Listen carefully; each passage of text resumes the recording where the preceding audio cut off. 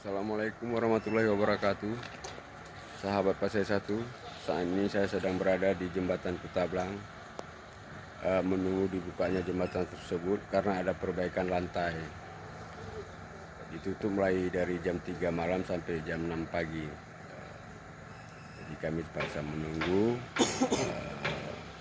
dibukanya jalur untuk bisa melewati. Ini pun harus buka tutup juga karena dari ujung barat sekarang antri dan ujung timur pun antri.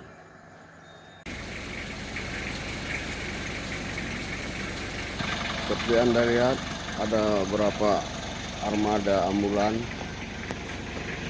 yang berhenti menunggu dibukanya jembatan tersebut. Antrian panjang, hampir bisa dikatakan hampir 3 km. Jadi ini Bang ada perbaikan lantai Bang ya? Iya Pak.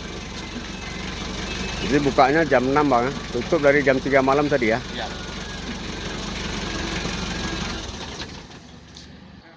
Kita buka tutupnya 1 jam Pak. 1 jam ya? Tapi kalau ini karena perbaikan ya? Karena perbaikan. Karena kan kita udah ngasih berita juga. Ya ada informasi di media, ada. Kita kan nggak asal tutup juga. Iya betul Bang. Jadi kita tunggu aja. Iya. Biasanya kalau buka tutup 1 jam itu berapa kilometer macetnya itu? Itu tidak menentu Pak. Kalau misalnya hari biasa dengan dapat 20 kilo.